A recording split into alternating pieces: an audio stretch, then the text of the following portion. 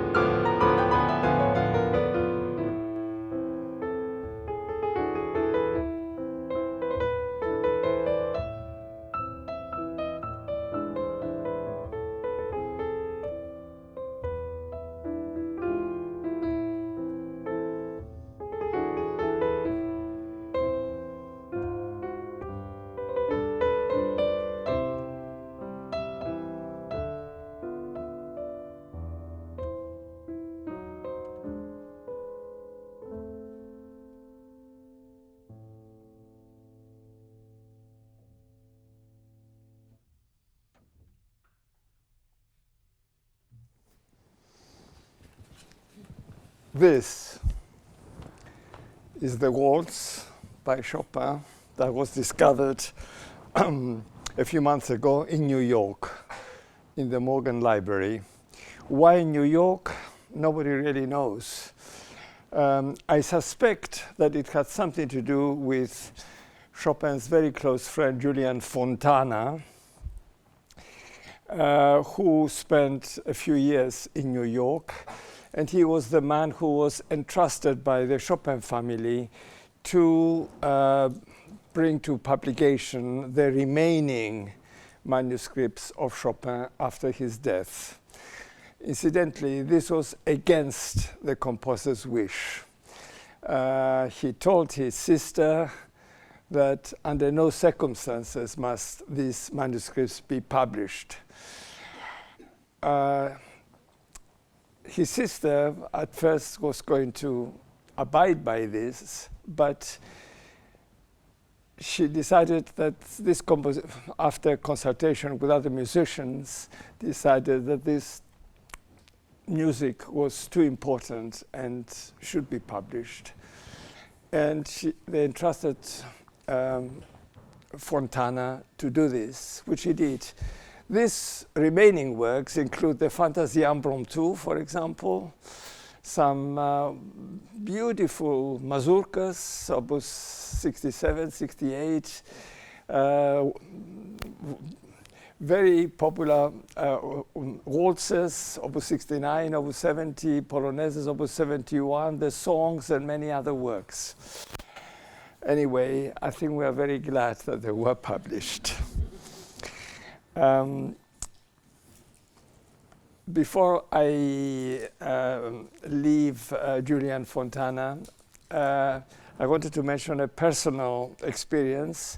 When I was a student at the Royal Academy of Music, my teacher, Franz Reisenstein, organized a concert, a private concert at his beautiful house in Hampstead, and invited a very select audience of musicians, writers, painters, and so on. And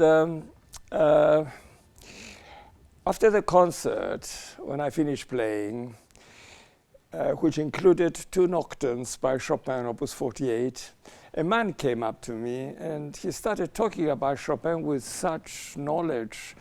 And then he said, by the way, these nocturnes were written in 1841, and there is a letter by Chopin to his friend Fontana.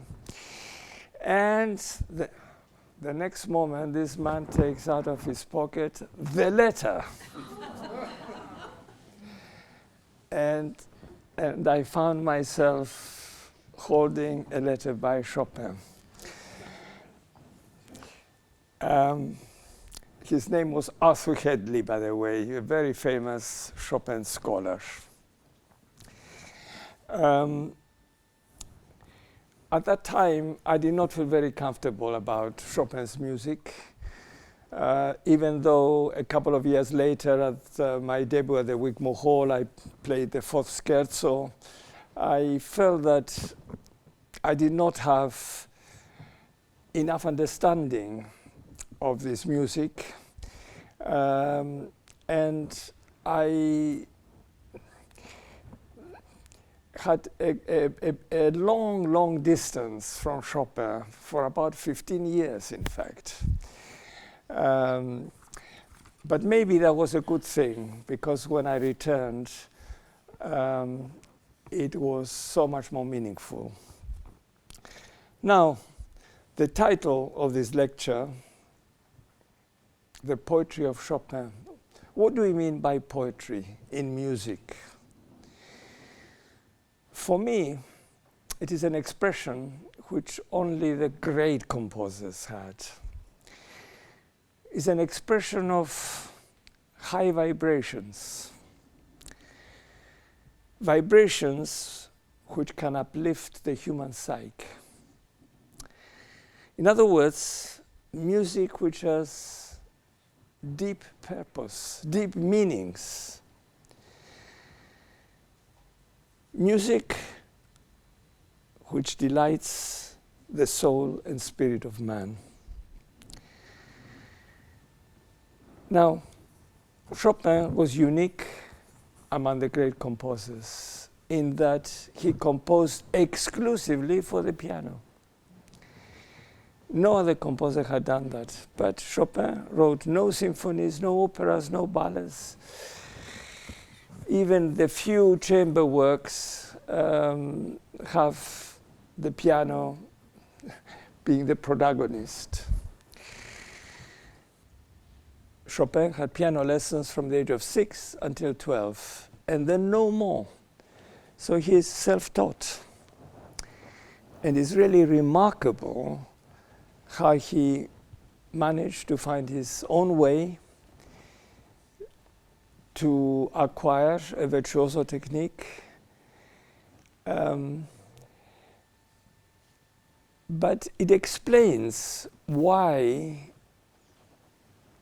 his expression is so individual.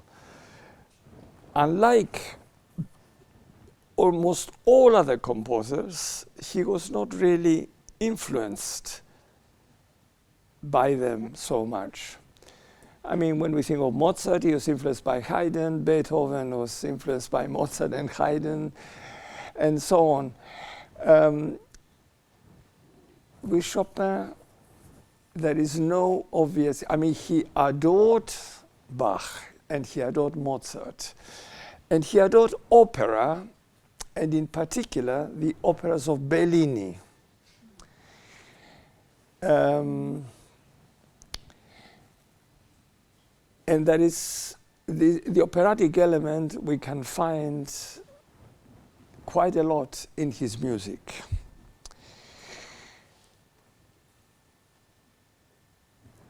In those days, we had famous pianists like Hummel, Moscheles, Kalkbrenner, Pixies, Herz, and of course Liszt.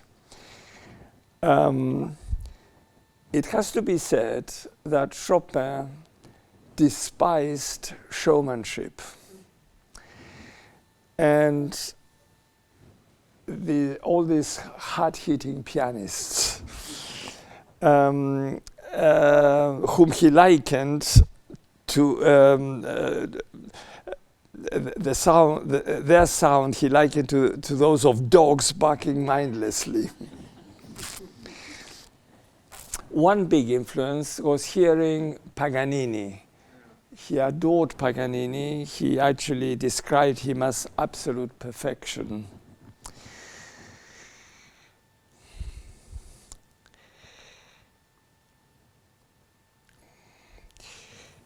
It is indeed a small miracle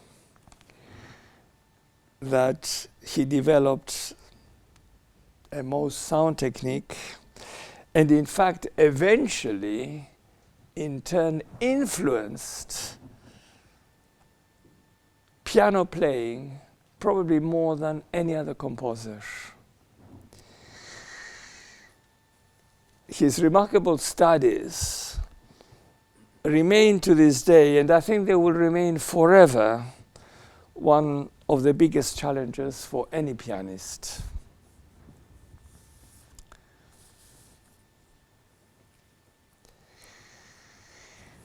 Of course, as a teenager, he could not but be influenced to a certain degree by the fashionable style brillant, this brilliant style that he was hearing all the time.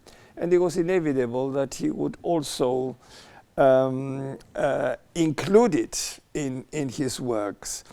And of course, in these early works, for example, La Ci darem la mano variations on a theme by Don Giovanni, the Grand Fantasy of Polyger's Krakowiak, and of course the two concertos, all these for piano and orchestra. They abound in marvelously brilliant passages. But the difference with Chopin is that there is always a purpose behind it. Even in these brilliant passages.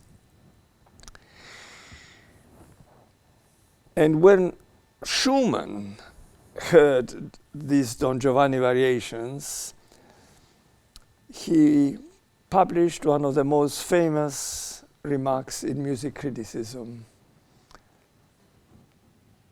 Hats off, gentlemen, a genius.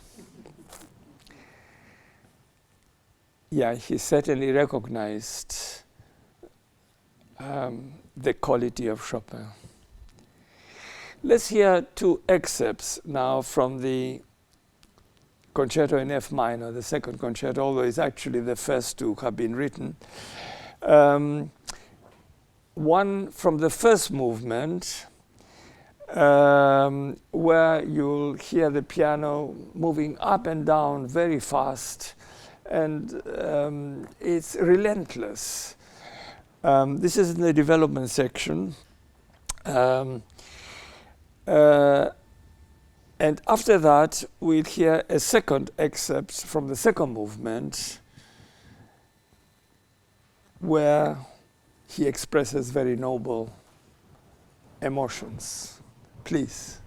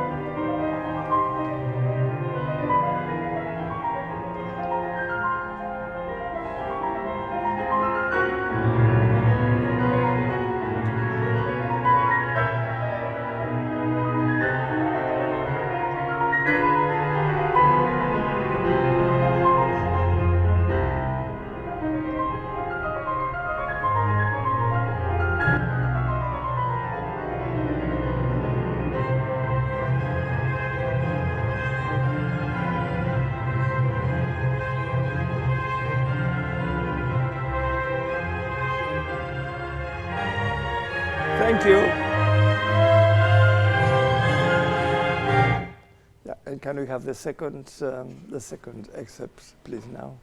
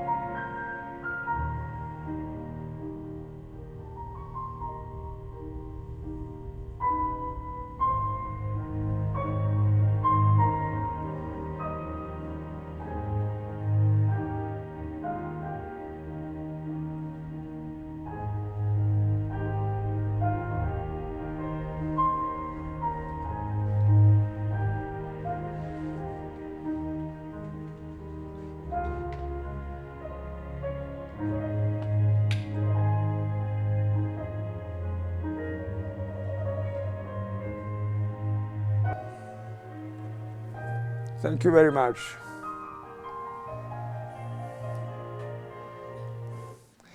I don't want to interrupt, but we have no time.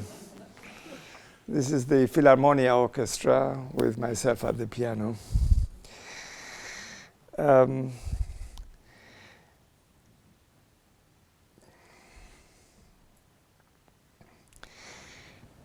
Let's have a look now at Chopin the Pianist. By all accounts, his sound was small. The critic of the Courrier Français wrote, "The charms of Chopin's playing are simply microscopic. His talent is best assessed by those seated next to the piano." In his lifetime, he gave less than 20 public concerts. All the other playing was in aristocratic homes and in private places. And with one or two exceptions, he only performed his own music.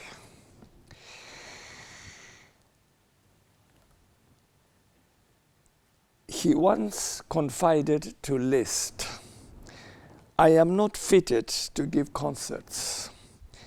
The public frightens me. I feel suffocated by his panting breath, paralyzed by his curious glance, mute before those unknown faces." But the poet Heinrich Heine called him the Raphael of the piano. And after a concert in 1831, when Chopin was 21 years old, the critic François-Joseph Fétis concluded, "I find in Monsieur Chopin's inspirations an indication of a renewal of forms which may exercise in time much influence over this department of the art." Some prophetic words there. Liszt was at that concert and wrote, "We were so delighted that the most vociferous applause seemed insufficient for the talent that was opening a new phase of poetic sentiment and preparing happy innovations in the substance of his art." his former teacher in composition, Esler, was urging him to write an opera. Chopin responded as follows: "I've lost all hope for anything in that direction. I am therefore forced to think of making my way in the world as a pianist, postponing only to a later period the loftier artistic aims which you rightly put before me. But nothing can extinguish my perhaps too audacious but noble wish and desire to create for myself a new world." I think he really knew from early on what he was born for.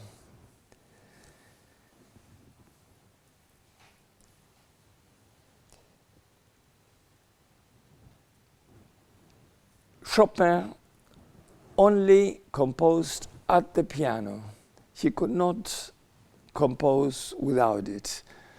When they went with George Sand to Mallorca, for example, and he was waiting for the piano to arrive from France, during that period he didn't write anything at all. He was very slow in composing, but he thought deeply about everything. There is a lovely story which George Sand wrote down. She said to a friend of hers, "Chopin is locked in his room. He doesn't communicate. He doesn't want any food. For 3 days now, and I'm concerned." And the friend said, "Well, what is the matter? Did you have a quarrel or something?" And she said, "No, he's worrying about one note."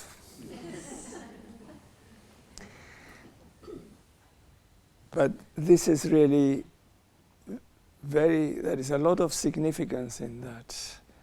Every note that he wrote was very carefully chosen. And what is interesting is that there is no final version of any composition of his. Just to give you an example, he would offer a manuscript to the French publisher, and we have the French edition. Then he would make a few changes and offer that manuscript to the German publisher. We have the German edition. We have the English edition. That's not the end of the story. He would also give a lesson, and he would make more changes. He was forever composing.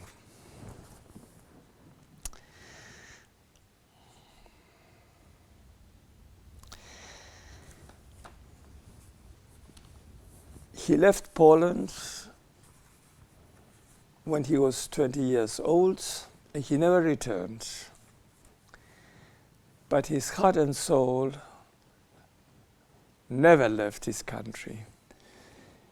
He continued writing mazurkas. They should be pronounced like that, by the way, mazurkas and polonaises throughout his life. He was very patriotic. He belonged to certain movements, Polish movements. And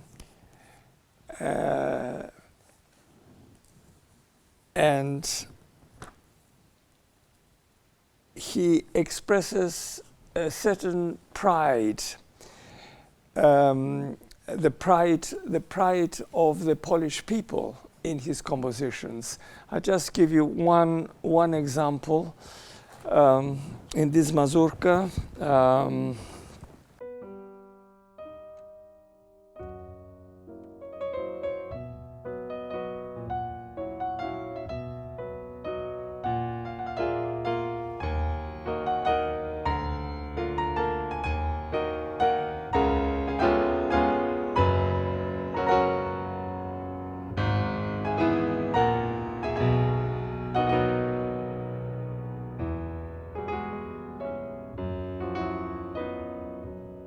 and so on.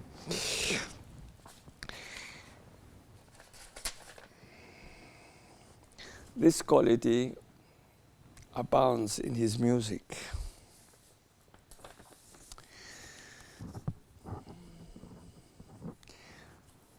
Most people think of Chopin as someone who wrote beautiful melodies and nothing much else. First of all, he was a master of developing these melodies, and he he presents them in many different guises. For example, in the first ballad,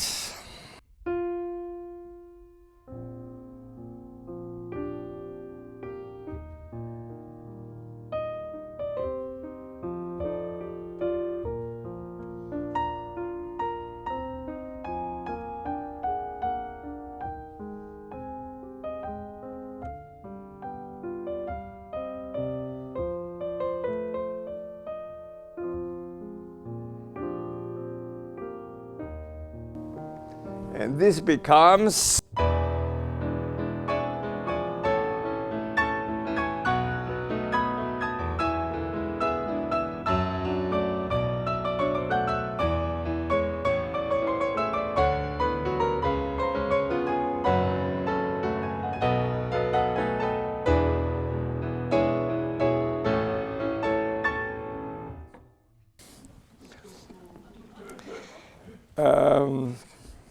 a sort of apotheosis of the theme.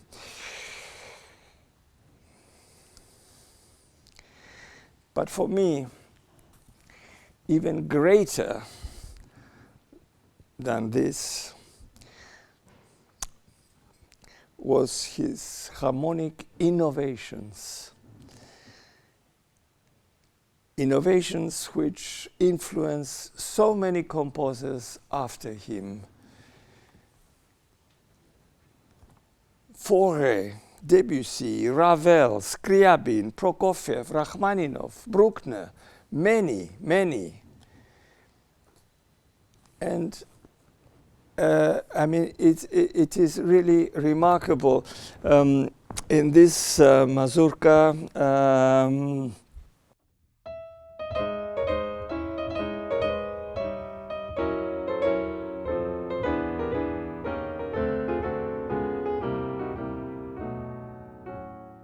amazing, those that know harmony, is the dominant sevenths, one after the other. I mean, that was unheard of in those days.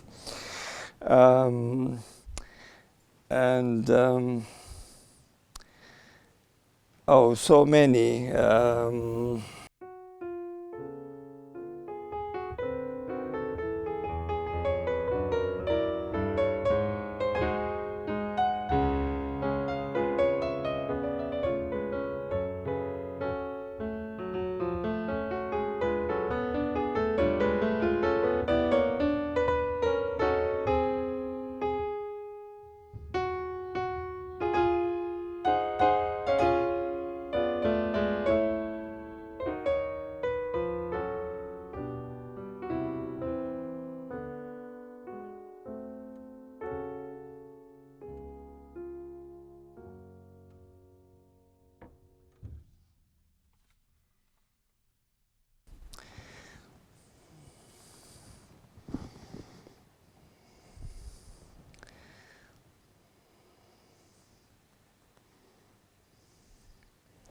That he did not follow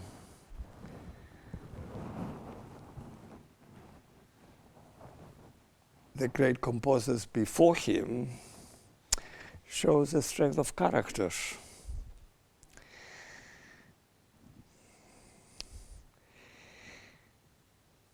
He created a new expression, an expression of elegance, sensitivity, melodic and harmonic innovations of the highest order, technical brilliance. But behind all this, there is always this quality of poetry.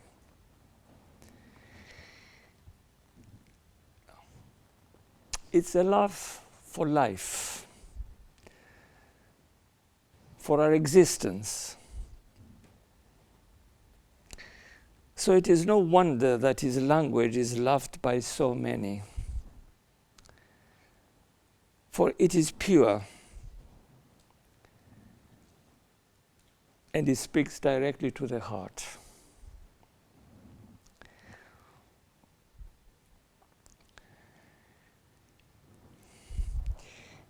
I can see that we are running a little bit out of time.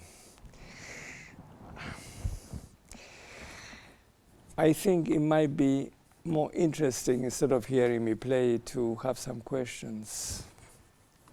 I'd rather hear you play.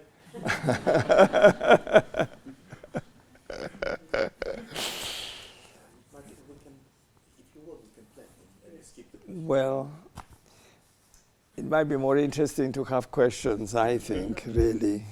Yeah, just out of curiosity, you said that at first you had a distance Yes, with Chopin. yes. So what made you return? You said, and then I returned, it was more meaningful. What made you return to Chopin? Well, you know, as a 20-year-old, I just felt I was not good enough to interpret the essence of this language. And I was closer to the to Mozart, Beethoven, Schubert, Schumann, the Germanic composers.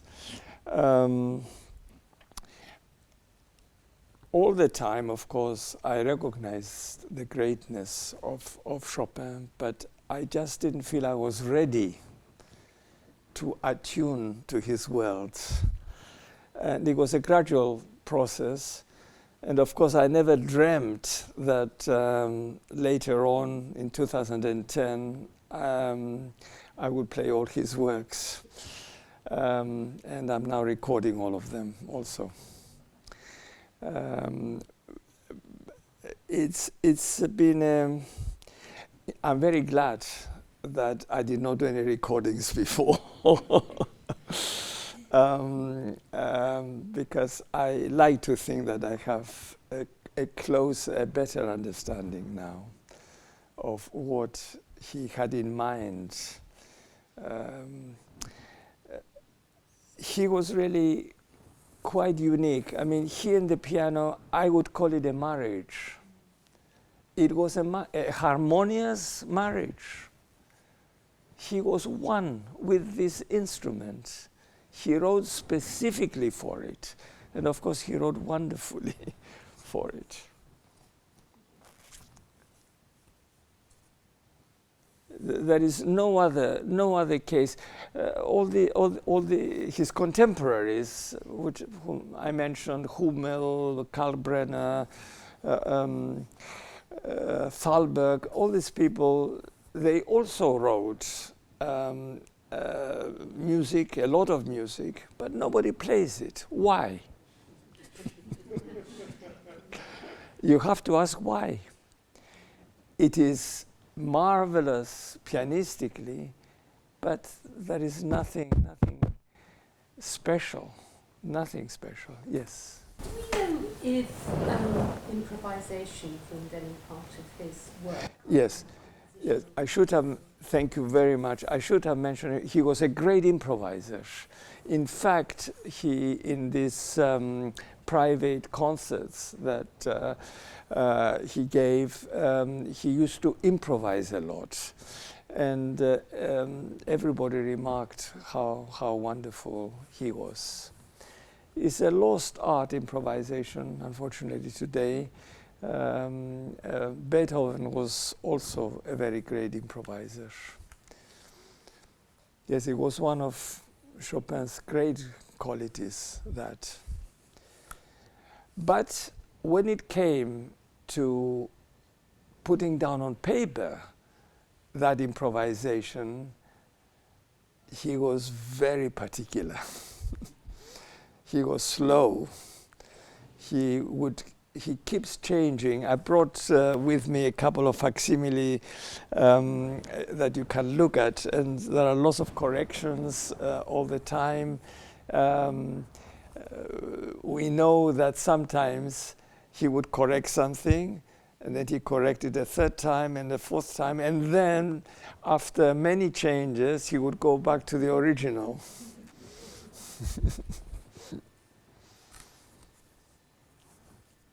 Another thing, of course, that I did not mention, one of the reasons I'm sure why he did not give more public concerts is because of his state of health. He really was in poor health most of his life. And he knew that he wouldn't live very long.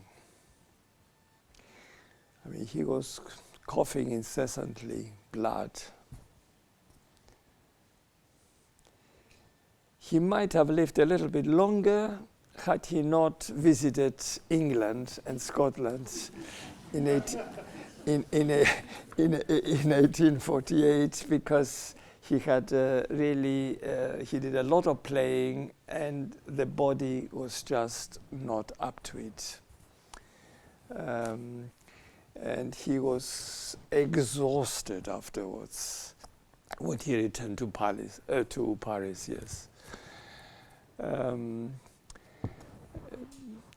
But that's how it was. His biggest audience, incidentally, was in Manchester. He played in front of 1,200 people. That's a good question. This is about you though. So he always had a very, very rich inner world. When you're playing him, do you feel that you're connecting with it? What is the question? Sorry. So Chopin obviously had a very rich inner world. Yes. Inner world. Yes. Yeah. Yes.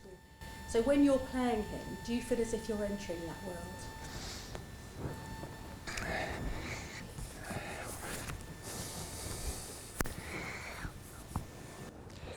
One has to study always a composition in great detail, and to understand the world of any composer, I always say, even to my students, get to know the works, not just the piano works even.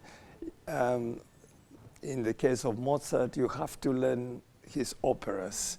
If you don't know his operas, you cannot possibly play his piano concertos or his sonatas. Why? Because the operatic element is the main element of his music. And with Chopin, of course, there is only piano music. But it takes a lot of time. For example, the mazurka is a speciality. It's a dance where there are accents at the wrong place in the bar, on the second beat or the third beat, very often. One has to understand what this dance is about. Of course, he elevates this dance to great art.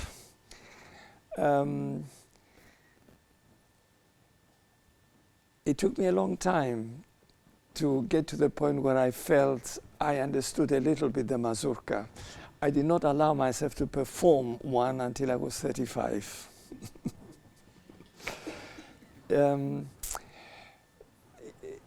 Of course, one understands music according to one's particular level of awareness and understanding.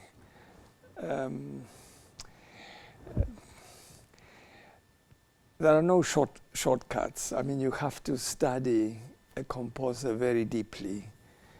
And there is a lot of nobility in his expression.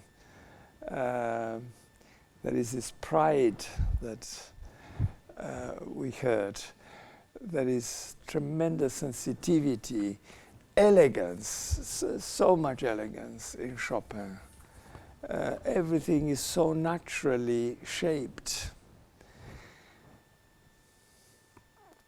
Thank you.